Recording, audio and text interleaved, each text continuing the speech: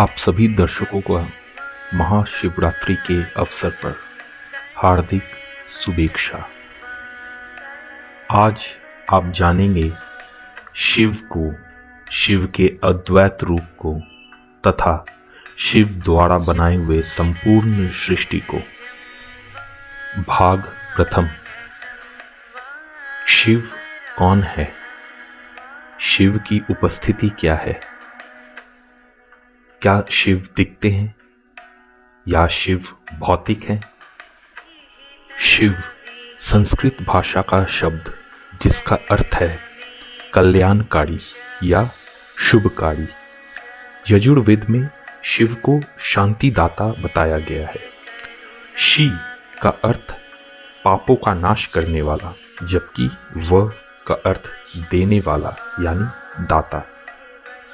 शिव की दो काया है, एक वह जो स्थूल रूप से व्यक्त किया जाए, दूसरा वह जो सूक्ष्म रूपी अव्यक्त लिंग के रूप में जानी जाती है।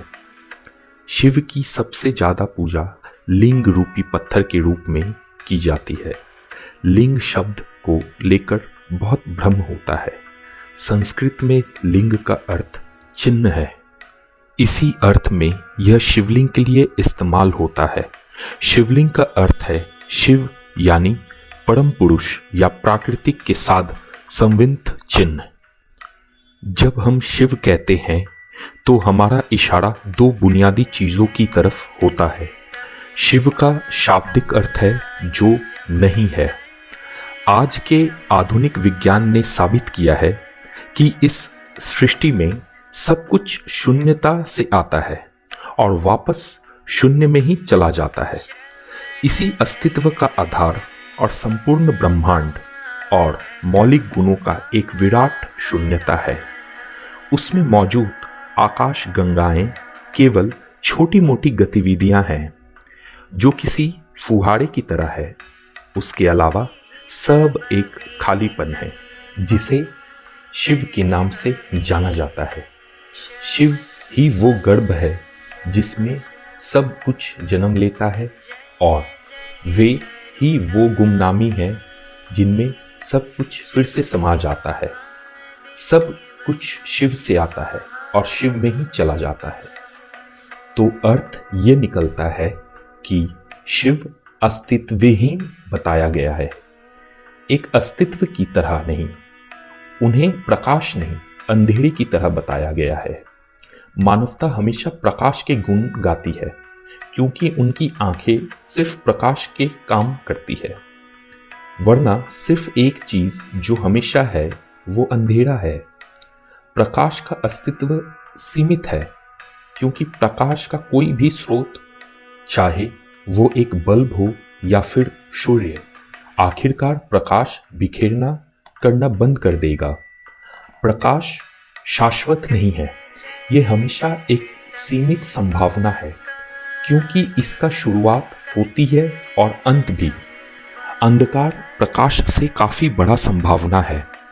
अंधकार में किसी चीज के जलने की जरूरत नहीं है। अंधकार हमेशा बना रहता है। अंधकार शाश्वत है। अंधकार सब जगह है। वो एक अकेली ऐसी चीज है जो हर जगह व्याप्त है। शिव शब्द के अंत हमें अब दो अर्थ पता चलता है, योगी शिव और शून्यता। एक तरह के पर्यायवाची हैं, पर फिर भी वे दो अलग अलग पहलू हैं क्योंकि भारतीय संस्कृति द्वंद्व से भरी है। इसलिए हम एक पहलू से दूसरे पहलू पर आते जाते रहते हैं। पर एक पल हम परम तत्व शिव की बात करते हैं तो अगले पल हम उन योगी शिव की बात करने लगते हैं जिन्होंने हमें योग का उपहार दिया। योग परंपरा में शिव को भगवान की तरह नहीं देखा जाता। वे ऐसे एक जीव हैं जिनके चरण इस धरती पर पड़े और जो हिमालय के क्षेत्र में रहें। यौगिक परंपराओं के स्रोत के रूप में मानव चेतना के विकास में उनका योगदान इतना जबरदस्त है, उन्हें अनदेखा नहीं किया जा सकता। हजारों साल पहले हर उस तरीके की खोज की जा चुकी है जिससे मानव तंत्र को परम संभावना के रूपांतरित किया जा सकता है। इसकी जटिलता अविश्वसनीय है। ये प्रश्न करना कि उस समय क्या लोग इतने जटिल काम कर सकते थे कोई मायने नहीं रखता, क्योंकि योग किसी विचार प्रक्रिया या सभ्यता की उपज नहीं है। योग भीतरी बोध से आया है। उनके आसपास क्या हो रहा था इससे कोई फर्क नहीं पड़ता। योग उनके भीतर से बाहर आने वाला प्रवाह था। उन्हें बहुत विस्तार से हमें बताया मानव तंत्र के हर मुद्दे का मतलब क्या है और उसमें छुपी संभावना क्या है। जो भी कहा जा सकता था वो उन्होंने इतने सुंदर और कुशल तरीके से कहा कि आप आज भी उनके द्वारा कही गई एक एक चीज बदल नहीं सकते। आप पूरा जीवन उसका अर्थ निकालने में बिता सकते हैं। भाग द्वितीय, शिवलिंग क्या है। लिंग का अर्थ होता है रूप। हम इसे रूप कहकर पुकार सकते हैं क्योंकि वो जो अप्रत्यक्ष है खुद को जब प्रकट करने लगता है, या दूसरे शब्दों में कहें तो जब सृष्टि की उत्पत्ति शुरू हुई तो जो सबसे पहले आकार इसने लिया वो था एक एक्लिप्स यानी दीर्घवृत्त आकार। एक पूर्ण दीर्घवृत्त या एक्लिप्स को हम एक लिंग कहते हैं। सृष्टि की शुरुआत हमेशा एक दीर्घवृत्त या एक लिंग के रूप में हुई और उसके बाद ये कई रूपों में प्रकट हुई। और हम अपने अनुभवों से ये जानते हैं कि जब आप ध्यान की गहरा अवस्था में जाते हैं तो पूर्ण विलीन होने वाला बिंदु आने से पहले ऊर्जा एक बार फिर दीर्घ वृत्त या लिंग रूप में ले लेती है। तो इस तरह से सबसे पहले आकार भी लिंग है और सबसे आखिरी आकार भी लिंग है।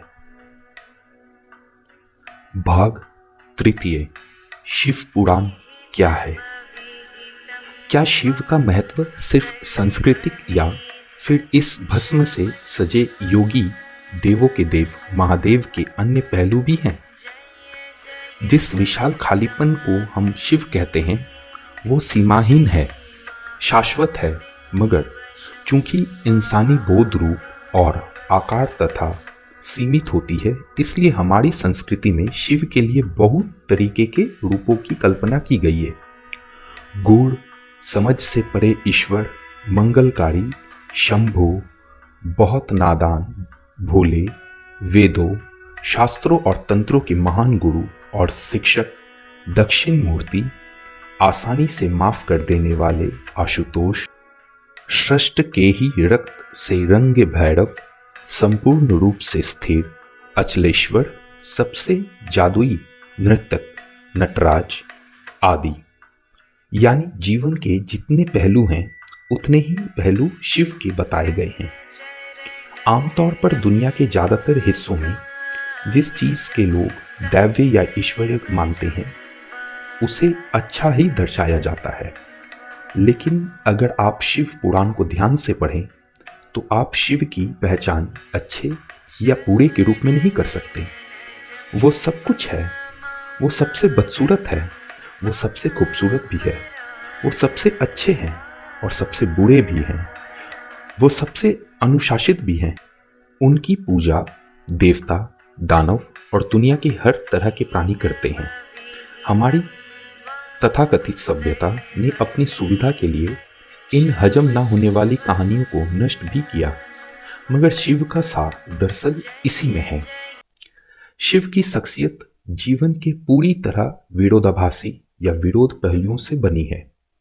अस्तित्व के सभी गुणों का एक जटिल संगम एक ही इंसान के अंदर डाल दिया गया, क्योंकि अगर आप इस एक प्रकार के प्राणी को स्वीकार कर सकते हैं तो समझ लीजिए आप पूरे जीवन से गुजर चुके हैं। जीवन के साथ हमारा सार संघर्ष यही है कि हम हमेशा यही चुनें कि क्या सुंदर है और क्या नहीं, क्या अच्छा है और क्या बुरा। लेकिन अगर आप इस एक शिव के विचारधारा और जीवन के परिचय से अगर आप हर चीज सीख सकते हैं तो आप ये भी जान सकते हैं कि जीवन एक जटिल संगम है जिसे स्वीकार किया जा सकता है और उसमें कई समस्या आने के बावजूद भी हम उन चीज़ों को लेकर अपनी जीवन धाराओं को आगे बढ़ा सकते हैं। भाग चौथा, कैलाश। कैलाश के अनुभव को व्यक्त नहीं किया जा सकता। जब पहले जैन तीर्थंकर ऋषभदेव कैलाश पर्वत आए तो उनका एक ध्येय था। उन्होंने कैलाश के बारे में बहुत कुछ सुना था, इसलिए उन्होंने सोचा कि वो इस सारे ज्ञान को समेटकर दुनिया के लिए कुछ करेंगे। वह इस पूरी प्रक्रिया के प्रति ग्रहणशील व्यक्ति थे। कैलाश के संपर्क में आने के बाद उस ज्ञान को लेकर दुनिया में जाने और कुछ करने के बजाय उन्होंने इस पर्वत में विलीन होने का फैसला कर लिया। वो उसका एक हिस्सा बन गए। वो इसी पूरी प्रक्रिया के प्रति ग्रहणशील मुनि थे। कैलाश के संपर्क में आने के बाद उस ज्ञान को लेकर दुनिया में जाने और कुछ करने की बजाय उन्होंने इस पर्वत में विलीन होने का ही फैसला किया। वह उसका एक हिस्सा बन गए। थोड़ी गहराई में इसका स्वाद चखने वाले किसी भी प्राणी के लिए इस प्रलोभन से बचना मुश्किल है। जब आप इसके संपर्क में आते हैं तो आप सोचने लगते हैं यही सब कुछ है, हम क्यों ना ऐसा करें। बाकी सभी चीज़ें, हमने अपने लिए जो छोटी मोटी लक्ष्य तय किए हैं वे अर्थहीन हो जाते हैं क्योंकि मृत्यु की कामना नहीं है। जब अमर होने का अवसर आपको दिखता है तो वो एक ज़बरदस्त प्रलोभन होता है। जब इतनी भव्य चीज़ का हिस्सा बनने की संभावना आपके सामने आती है तो इस प्रलोभन से बचना मुश्किल हो जाता है। कैलाश पर्वत एक ज़बरदस्त आध्यात्मिक पुस्तकालय है। बौद्ध लोग कैलाश को अस्तित्व की धूड़ी मानते हैं। सुदूर पूर्वी एशियाई देशों से लेकर भारतीय उपमहाद्वीप और मध्य एशियाई देशों के हर जगह, यहाँ तक कि मध्य पूर्व जितने दूर के स्थान में भी कैलाश को सदियों से बहुत पवित्र जगह माना जाता रहा है। पिछले 100-200 सालों में वहाँ जागरूकता कम हो गई है क्योंकि उसे बनाए रखने के लिए कोई सक्रिय संस्कृति नहीं है। भाग पंचम, शिव पार्वती विवाह। शिव विवाह कथा को भारत की आध्यात्मिक कथाओं में बहुत महत्वपूर्ण माना जाता है। भगवान शिव और पार्वती की शादी बड़े ही भव्य तरीके से आयोजित हुई। पार्वती की तरफ से कई सारे ऊंचे कुल के राजा महाराजा और शाही रिश्तेदार इस शादी में शामिल हुए, लेकिन शिव की ओर से कोई रिश्तेदार नहीं था क्योंकि वे किसी भी परिवार से ताल्लुक नहीं रखते थे। जब शिव और पार्वती का विवाह होने वाला था तो एक बड़ी सुंदर घटना हुई। उनकी शादी बहुत ही भव्य पैमाने पे हो रही थी। इससे पहले ऐसी शादी कभी नहीं हुई थी। शिव, जो दुनिया के सबसे तेजस्वी प्राणी थे, एक दूसरे प्राणी को अपने जीवन का हिस्सा बनाने वाले थे। उनकी शादी में बड़े से बड़े, छोटे से छोटे लोग शामिल हुए। सभी देवताएं तो वहां मौजूद थे, साथ ही असुर भी वहां पहुंचे। आमतौर पर जहां देवता जाते हैं वहां असुर जाने से मना कर देते हैं और जहां असुर जाते हैं वहां देवता नहीं जाते। शिव पशुपति हैं, मतलब सभी जीवों के देवता भी हैं, तो सारे जानवर, कीड़े मकोड़े और सारे जीव उनकी शादी में उपस्थित हुए। यहाँ तक कि भूत, पिशाच और विकसित लोग भी उनके विवाह में मेहमान बनकर पहुंचे। उनकी आपस में बिल्कुल नहीं बनती थी, मगर यहाँ तो शिव का विवाह था, इसीलिए उन्होंने अपने सारे झगड़े बुलाकर एक बार सभी साथ आकर खड़े हुए। यहाँ देवता और असुरों की बात हो रही है। वर वधू दोनों की वंशावली घोषित की जानी थी। एक राजा के लिए उसकी वंशावली सबसे अहम चीज होती है, जो उसके जीवन का गौरव होता है। तो पार्वती की वंशावली का बखान खूब धूमधाम से किया गया। यहाँ कुछ देर तक चलता रहा। आखिरकार जब उन्होंने अपने वंश का गौरव का बखान खत्म किया तो वो उस ओर मुड़े जिधर शिव बैठे हुए थे। सभी अतिथि इंतजार करने लगे कि वर की ओर से कोई उठकर शिव के वंश के गौरव के बारे में बोलेगा, मगर किसी ने एक शब्द भी नहीं कहा। वधू का परिवार ताजुब करने लगा। क्या उसके खानदान में कोई ऐसा चीज नहीं है जो खड़े होकर के उसके वंश की महानता के बारे में बता सके? मगर वाकई कोई नहीं था। वर के माता पिता, रिश्तेदार या परिवार से कोई वहां नहीं आया था, क्योंकि उसके परिवार में कोई था ही नहीं। वो सिर्फ अपने साथियों गणों के साथ आए थे, विकृत जीवों के साथ आए थे। वे इंसानी भाषा तक नहीं बोल पाते थे और अजीब सी बेसुरी आवाज निकालते थे। वे सभी नशे में चूर और विचित्र अवस्थाओं में लग रहे थे। फिर पार्वती के पिता पर्वतराज ने शिव से अनुरोध किया, कृपया अपने वंश के बारे में कुछ बताएं। शिव कहीं शून्य में दिखते हुए चुपचाप बैठे रहे। वो ना तो दुल्हन की ओर देख रहे थे, ना ही शादी को लेकर के उनमें कोई उत्साह नजर आ रही थी। वो बस अपने गणों से घिरे हुए बैठे रहे और शून्य में घूरते रहे। वधू पक्ष के लोग बार बार उनसे ये सवाल पूछते रहे, क्योंकि कोई भी अपनी बेटी की शादी ऐसे आदमी से नहीं करना चाहेगा जिसके वंश का अता पता न हो। उन्हें जल्दी थी, क्योंकि शादी के लिए शुभ मुहूर्त तेजी से निकलता जा रहा था, मगर शिव मौन रहे। भाग 6, महाशिवरात्रि का महत्व। शिव की महान रात्रि अर्थात महाशिवरात्रि का त्यौहार भारत के आध्यात्मिक उत्सवों की सूची में सबसे महत्वपूर्ण है। यह रात इतनी महत्वपूर्ण क्यों है और हम इसका लाभ कैसे उठा सकते हैं, आइए जानते हैं। किसी समय भारतीय संस्कृति में एक वर्ष में 365 त्यौहार हुआ करते थे। दूसरे शब्दों में कहें तो वे साल के प्रतिदिन कोई ना कोई उत्सव मनाने के बहाने खोजते थे। ये 365 त्यौहार विविध कारणों तथा जीवन के विविध उद्देश्यों से जुड़े थे।